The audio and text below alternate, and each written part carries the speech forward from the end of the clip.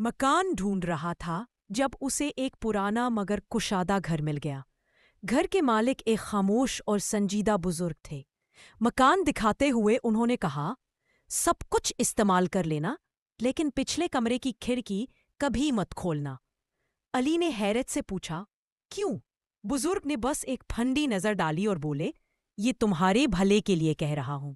گھر بڑا تھا، پرانے فرنیچر اور ہلکی بوسیدہ خوشبو کے ساتھ۔ ہر کمرہ عام سا لگتا تھا، مگر پچھلا کمرہ عجیب سا تھا۔ ٹھنڈا سناٹا اور کھڑکی پر ایک پرانا زنگ آلود تالا لگا ہوا تھا۔ پہلی رات سب ٹھیک رہا، دوسری رات بھی خاموشی تھی، لیکن تیسری رات کے 2 بجے علی کی آنکھ اچانک کھل گئی۔